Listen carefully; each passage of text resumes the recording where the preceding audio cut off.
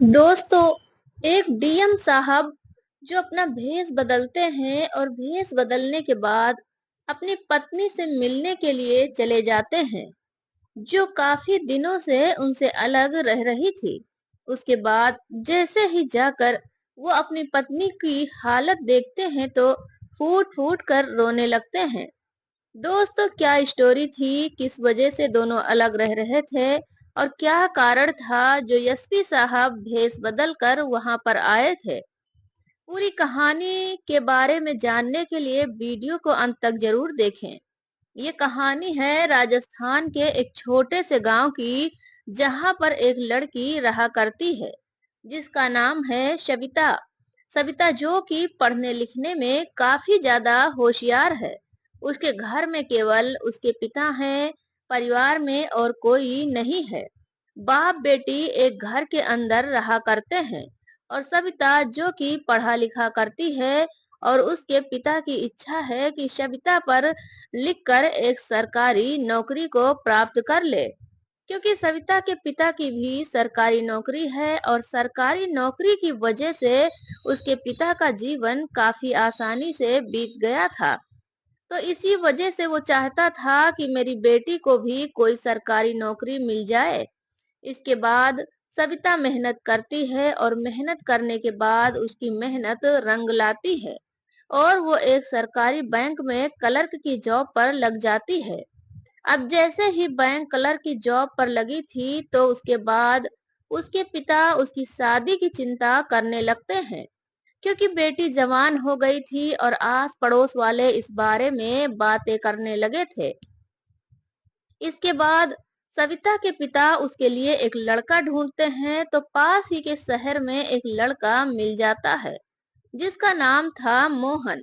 मोहन जो कि एक साइबर कैफे चलाया करता है, लेकिन पढ़ने लिखने में वो काफी ज्यादा होशियार है और मेहनत करता है और सोचता है कि मैं पढ़ लिख कर किसी अच्छी सी पोस्ट को हासिल कर लूंगा। अब जैसे ही सविता के पिता मोहन को देखते हैं तो एकदम से अपनी बेटी के लिए उसे पसंद कर लेते हैं और वो अपनी बेटी को जाकर बताते हैं कि बेटी, लड़का बहुत ही होनहार है और उसे देखने से पता चल रहा है कि किसी न किसी बड़ी पोस्ट पर जरूर जाएगा, तो तुम इससे शादी कर लो। बेटी भी अपने पिता का कहा मानती है और मोहन से शादी के लिए राजी हो जाती है। दोस्तों, इसके बाद मोहन और सविता का दोनों की धूमधाम से शादी कर दी जाती है और शादी होने के बाद सविता दुल्हन बनकर मोहन के घर में पहुंच जाती है। अब जैसे ही सविता दुल्हन बनकर मोहन के घर में आई थी तो मोहन से बहुत ज्यादा प्यार किया करती है और दोनों हंसी खुशी उस घर के अंदर रहा करते हैं। सविता मोहन के माता पिता का भी अच्छी तरह से आदर करती है, उनका सम्मान करती है और उनकी अच्छी तरह से सेवा कर रही थी। साथ में अपनी बैंक की जॉब को भी कर रही थी, वहीं से अपनी ड्यूटी को जाया करती और इसी तरह से उनका समय व्यतीत हो रहा था। मोहन जो कि पढ़ने लिखने में काफी ज्यादा होशियार है और तभी वो यूपीएससी का एग्जाम देने पहुंच जाता है। यूपीएससी का एग्जाम देने के बाद वो वापस आ गया था। तो कुछ दिनों बाद जब रिजल्ट आता है तो उसे पता चलता है कि यूपीएससी के अंदर उसका सिलेक्शन हो गया है। अब जैसे ही टेस्ट के अंदर उसका सिलेक्शन हुआ था तो इस बात की उसे बड़ी खुशी होती है और वो इस बात का पूरा श्रेय अपनी पत्नी को देना चाहता है, क्योंकि वो पिछले कई साल से इस टेस्ट की तैयारी कर रहा था, लेकिन आज तक वो फेल होता हुआ आया था और आज पहली बार उसने इस टेस्ट को क्लियर कर लिया था। इसके बाद ये खुशी वो अपने पूरे परिवार को बताता है और परिवार के साथ मिलकर इस खुशी को अच्छी तरह से सेलिब्रेट करता है। सविता भी मोहन की इस बात से बड़ी खुश होती है कि उसका पति कितना अच्छा है, उसने जो टेस्ट क्लियर किया है उसका श्रेय मुझे दे रहा है। इसके बाद धीरे धीरे इसी तरह से समय व्यतीत होता है। मोहन ट्रेनिंग के लिए चला जाता है और ट्रेनिंग कंप्लीट होने के बाद मोहन एसपी बन जाता है। एसपी बनने के बाद जहां उसकी पोस्टिंग हुई थी वो उस क्षेत्र में कारभार संभालता है और उसके बाद अपनी पत्नी के साथ हंसी खुशी रहने लगता है। लेकिन दोस्तों तभी मोहन महसूस करता है कि उसकी पत्नी भी जॉब किया करती है और वो भी जॉब किया करता है। ना तो माता पिता के लिए उनके पास टाइम है और ना ही एक दूसरे के लिए टाइम है। उसके बाद जो मोहन है वो अपनी पत्नी से कहता है कि अब तुम ऐसा करो, इस नौकरी को छोड़ दो और मेरी अब सरकारी नौकरी लग ही गई है। हमें जितने पैसे चाहिए उतने पैसे मैं कमा लेता हूँ, तो तुम्हें अब नौकरी करने की जरूरत नहीं है। अब इस बात को जैसे ही सविता सुनती है तो पहले तो मना करती है, लेकिन जब मोहन जोर देता है तो वो सोचती है कि ये मुझे बड़ा ही, तो कोई दिक्कत नहीं है, मैं बैंक की नौकरी को छोड़ देती हूँ। उसके बाद सविता उस बैंक की नौकरी को छोड़ देती है और मोहन के घर में रहकर मोहन का अच्छी तरह से ख्याल रखती है और उसके माता पिता की सेवा किया करती है। लेकिन दोस्तों वो कहते हैं ना कि परिवार की खुशियों को किसी की बुरी नजर लग गई। ऐसा ही कुछ मोहन और सविता के साथ होता है। लेकिन धीरे धीरे मोहन के मन में शक का कीड़ा जागने लगता है। मोहन सोचता है कि मेरी पत्नी के उसके बैंक के कर्मचारियों के साथ अवैध प्रेम प्रसंग है और इसी वजह से वो लोग उससे मिलने के लिए आया करते हैं। दरअसल दोस्तों जैसे सविता ने इस्तीफा दिया था तो उसके बाद उसके बैंक के कर्मचारी कभी-कभी सविता से मिलने के लिए आ जाया करते थे, क्योंकि सविता का नेचर बहुत ही अच्छा था और वो लोग फ्रेंडली उससे मिलने के लिए वहां पर आ जाते हैं। और इसके बाद जैसे ही ये बात मोहन को पता चलती है तो ये बात अंदर ही अंदर उसे खटकने लगती है।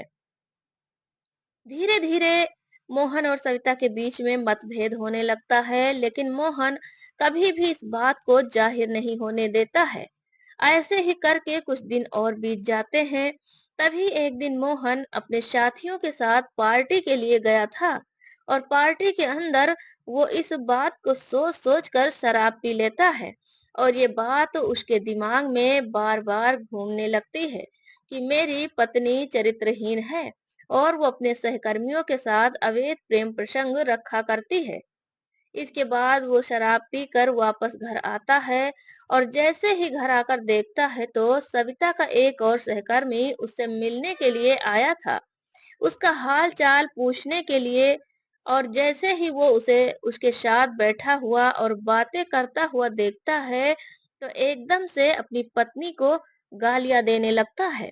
अब इस बात को जैसे ही वो सहकर्मी देखता है और उसकी पत्नी देखती है तो एकदम से हैरान हो जाती है कि इस तरह से बातें क्यों कर रहा है। लेकिन मोहन अपना आपा खो देता है और अपनी पत्नी को बुरी बुरी तरह की गालियां देने लगता है। इस बात को देखकर वो सहकर्मी वहां से चला जाता है और इसके बाद मोहन काफी देर तक अपनी पत्नी से लड़ाई करता है। रात हो गई थी और रात के समय सविता उसे बहुत समझाने की कोशिश करती है। कहती है कि ऐसा कुछ भी नहीं है जैसा तुम सोच रहे हो। मोहन के माता पिता भी उसे समझाने की कोशिश करते हैं, लेकिन दोस्तों उसने शराब पी रखी थी और शराब के नशे के कारण वो किसी की एक भी नहीं सुनता है और सविता के ऊपर हाथ उठा देता है। दोस्तों इसके बाद सविता बड़ी परेशान होती है। वो रात के समय में अपने पिता के पास फोन करती है और अपने पिता से कहती है कि पिताजी मुझे इस घर में एक सेकंड नहीं रुकना, आप यहाँ पर आकर मुझे ले जाइए। इसके बाद सविता का पिता उसे लेने के लिए आ जाता है और रात के ही समय अपनी बेटी को अपने साथ उसके मायके लेकर जाता है। दोस्तों धीरे धीरे सुबह होती है। सुबह होने के समय में मोहन का नशा उतरता है और रात की सभी बातें उसे याद आने लगती हैं। लेकिन दोस्तों मोहन के मन में कहीं ना कहीं अब भी ये बात चल रही थी कि उसकी पत्नी का अपने सहकर्मियों के साथ अवैध प्रेम प्रसंग है। इसके बाद मोहन अपने गुस्से में आकर घर बैठा रहता है। धीरे धीरे कुछ समय व्यतीत होता है।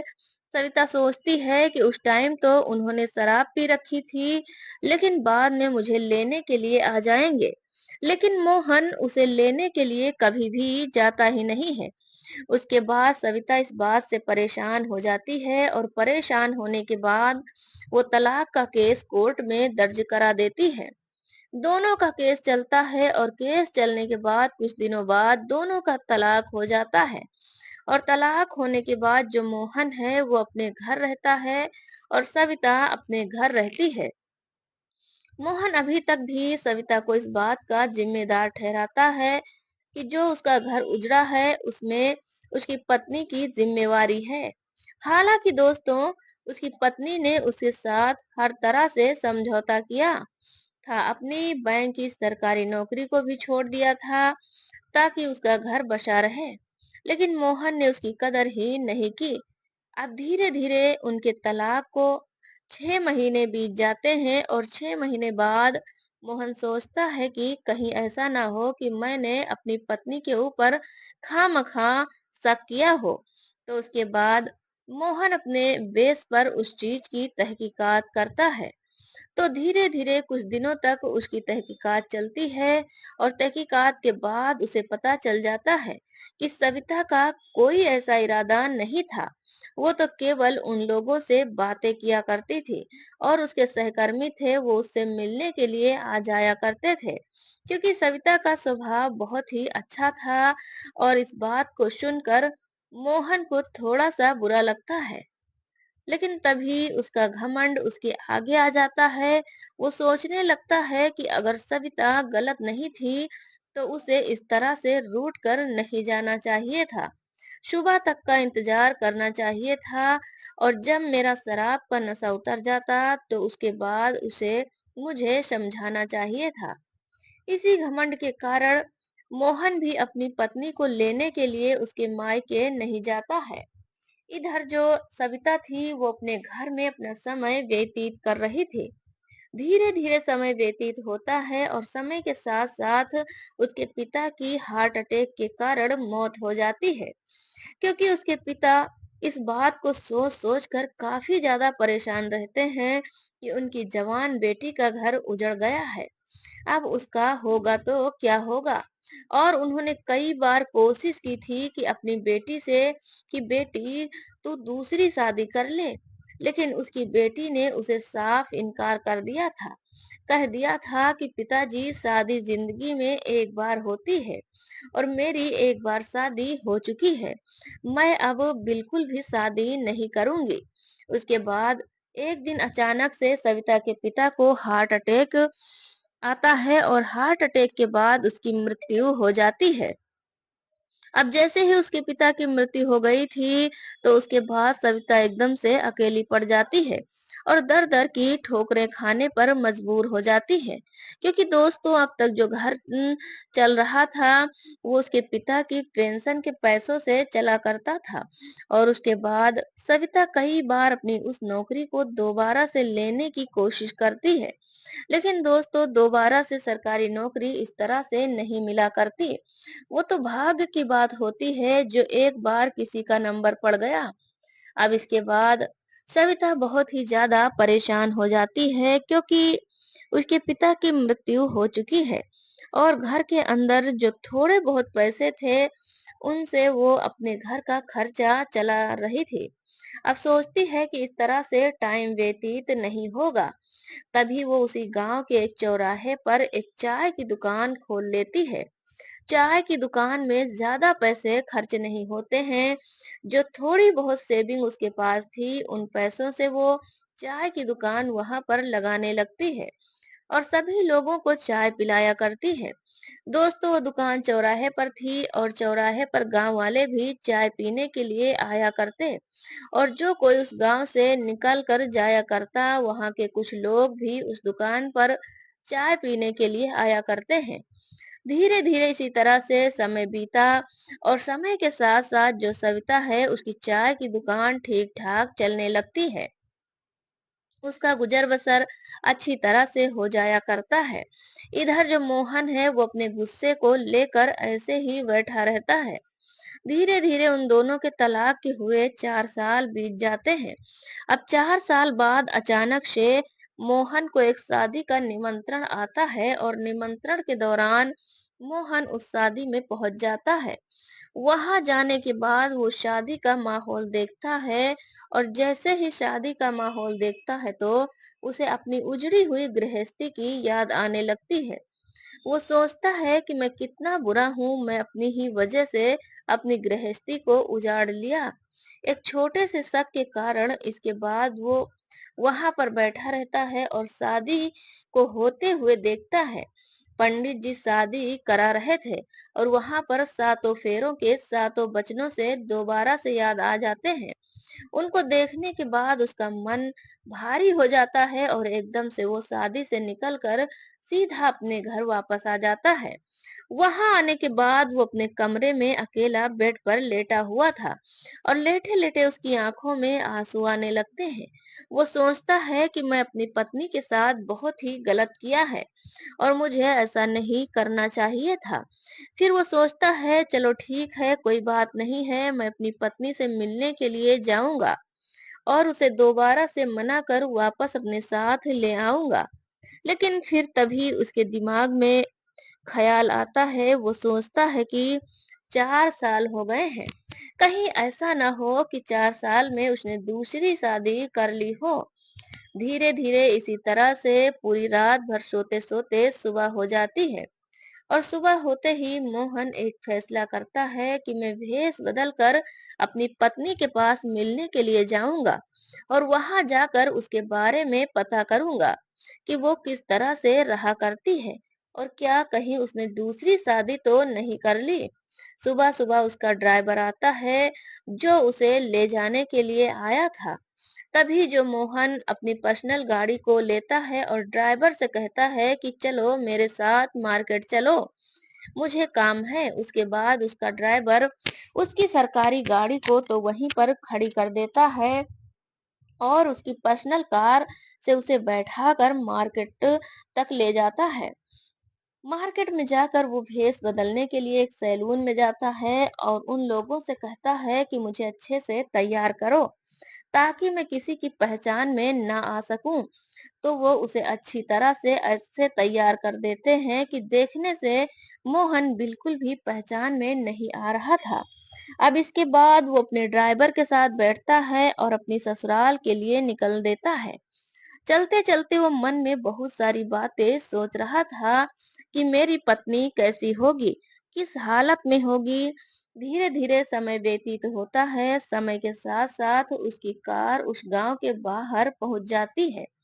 अब जैसे उसकी कार गांव के बाहर पहुंची थी तो वो सोचता है कि क्यों ना चाय पी ली जाए, क्योंकि दोस्तों सुबह सुबह उठने के बाद उसने ना तो कुछ खाया पिया था और ना ही कुछ खाया था। वो सीधा अपनी पत्नी से मिलने के लिए इतना उत्सुक था कि वो भूल गया था कि उसे कुछ खाना पीना भी है।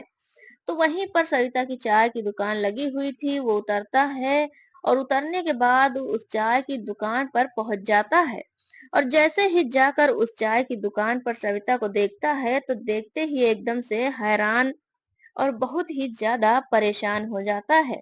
उसके चेहरे पर मायूसी साफ दिखाई देती है, लेकिन फिर वो सोचता है कि चलो कोई बात नहीं, पहले यहाँ पर चाय पी लेता हूँ और उसके बाद उससे बात करूंगा। उसके बाद वो सविता को ऑर्डर देता है, कहता है कि मेरे लिए 2 चाय बना दीजिए, एक मेरे लिए और एक मेरे ड्राइवर के लिए। अब मोहन की जैसे आवाज को सविता सुनती है तो एकदम से बहुत चौंक जाती है, लेकिन जैसे ही मोहन के वेशभूषा को देखती है तो असमंजस में पड़ जाती है। वो सोचती है कि मोहन भी हो सकता है, लेकिन इसकी उम्र से नहीं लग रहा है कि ये मोहन है, क्योंकि दोस्तों जो मोहन ने वेश बनाया था उसे देखकर लग रहा था कि इस व्यक्ति की उम्र काफी ज्यादा है। फिर सविता सोचती है चलो कोई बात नहीं, हो सकता है कि मेरे पति की जैसी इसकी आवाज हो और इसी वजह से मुझे ऐसा लग रहा है। तो सविता 2 कप चाय बनाती है, एक मोहन को देती है और दूसरा उसके ड्राइवर को दे देती है। अब इसके बाद मोहन बैठा हुआ सविता को देख रहा था और इस बात को सविता भी नोटिस करती है। तभी एकदम से उसे शक हो जाता है, उसे पता था कि उसके पति एक शहर के एसपी हैं और इसी वजह से वो भेष बदल कर भी आ सकते हैं। तो वो एकदम से उसे कह देती है, क्या तुम मोहन हो? तो जैसे ही मोहन अपना नाम सविता के मुंह से सुनता है तो एकदम से उसकी आंखों से आंसू छलकने लगते हैं।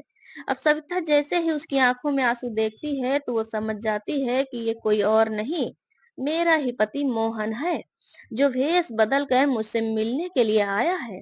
इस बात को देखने के बाद सविता भी फूट फूट कर रोने लगती है। एकदम से मोहन उसके पास आ जाता है और उसको चुप कराता है। कहता है कि सविता, तुम रो क्यों रही हो? उसके बाद सविता मोहन से पूछ लेती है कि तुम क्यों रो रहे हो? मैं तो इसलिए रो रही हूँ क्योंकि मेरी गृहस्थी उजड़ गई है और मेरे पिता के जाने के बाद आज मेरे सामने तुम इतने दिनों बाद आए हो, तो तुम्हें देखकर मेरी आंखें भर आई हैं।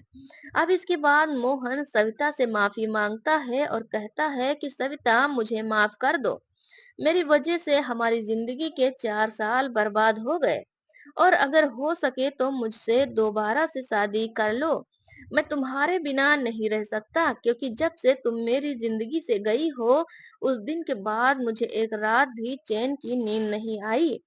अब इस बात को सविता सुनती है तो मोहन को ताना मारते हुए कहती है कि तुम्हें यहाँ पर आने की क्या जरूरत पड़ गई? मैं तो तुम्हारी नजर में चरित्रहीन हूँ। इसके बाद मोहन एकदम से फिर से दोबारा से उससे माफी मांगता है और कहता है कि सविता, मुझे माफ कर दो। जब तुम्हारा और मेरा तलाक हो गया था तो उसके बाद मैंने तहकीकात की थी और तहकीकात करने के बाद मुझे पता चल गया था कि जो कुछ भी मैं तुम्हारे बारे में सोचा करता था, वो सारा कुछ गलत था। अब इस बात को जैसे ही सविता सुनती है, तो उसे भी अच्छा महसूस होता है। वो सोचती है कि चलो ठीक है, इस असलियत के बारे में पता तो चल गया है। इसके बाद मोहन बहुत ज्यादा उसे मनाने की कोशिश करता है और सविता भी उसकी इस बात को मान जाती है। तो मोहन अपने साथ सविता को गाड़ी में बैठाकर कहता है, चलो घर चलते हैं, तुम्हारे पिताजी से मुझे माफी मांगनी है। उसके बाद सविता मोहन को बताती है कि पिताजी की मृत्यु काफी दिन पहले हो गई थी और इसी वजह से मुझे चाय की दुकान यहाँ पर लगानी पड़ रही है। इस बात को सुनने के बाद मोहन और भी ज्यादा मायूस हो जाता है और लज्जित हो जाता है, लेकिन तभी सविता मोहन को समझाते हुए कहती है कि मोहन, कोई बात नहीं, जो कुछ भी हुआ है अब उसके ऊपर तुम इतना शर्मिंदा मत हो। मुझे बुरा लगता है जो तुम बार बार इस बात को लेकर शर्मिंदा होते हो और मुझसे माफी मांगते हो। जो कुछ भी होना था वो विधि का विधान था, समझ लो, और इसी वजह से हम दोनों एक दूसरे से अलग हुए थे और इसके बाद दोनों पति पत्नी एक दूसरे से वादा करते हैं कि वो जिंदगी में कभी भी एक दूसरे से अलग नहीं होंगे और एक दूसरे के साथ अच्छी तरह से रहेंगे। उसके बाद मोहन उसको बैठाकर एक मंदिर में ले जाता है और वहां पर जाने के बाद दोबारा से शादी कर लेता है और शादी करने के बाद वो उसको अपने साथ लेकर अपने उस घर में चला जाता है जहां पर उसके माता पिता हैं। जैसे ही सविता को साथ आते हुए देखते हैं तो एकदम से सविता को देखकर उनकी आंखों में भी आंसू आ जाते हैं, क्योंकि दोस्तों मोहन के माँ बाप ने मोहन को बहुत समझाया था, लेकिन मोहन का घमंड उसके सर पर चढ़कर बोल रहा था और इसी वजह से उसने सविता को तलाक दे दिया था। क्योंकि दोस्तों मोहन के माता पिता की नजर में सविता एक बहुत ही अच्छी बहू थी, जो उनके अच्छे से आदर सम्मान किया करती थी और अच्छी तरह से उनकी देखभाल किया करती थी। इसके बाद पूरा परिवार हंसी खुशी उस घर के अंदर रहा करता है। मोहन ड्यूटी करने के लिए जाया करता है, सविता पूरे परिवार का अच्छी तरह से ख्याल रखती है और घर की अच्छी तरह से देखभाल किया करती है। तो दोस्तों, ये थी कहानी मोहन और सविता की, जो दोनों एक छोटी सी गलतफहमी को लेकर एक दूसरे से अलग हो गए। लेकिन दोस्तों, नियति को कुछ और ही मंजूर था और इसी वजह से दोबारा से फिर से एक हो गए। आप क्या कहना चाहते हो सविता के बारे में? आप क्या कहना चाहते हो मोहन के बारे में? आपकी जो भी राय है कमेंट बॉक्स में लिख सकते हो, लोगों के साथ शेयर कर सकते हो। दोस्तों, इन कहानियों को सुनाने का उद्देश्य किसी को परेशान करना बिल्कुल भी नहीं है। ये कहानियाँ आपको इसलिए सुनाई जाती हैं ताकि आप जीवन में कुछ सीख सको और अपने जीवन में इसे अप्लाई कर सको। मिलते हैं फिर से एक नई और इंटरेस्टिंग कहानी के साथ। तब तक के लिए धन्यवाद। जय हिंद, जय भारत।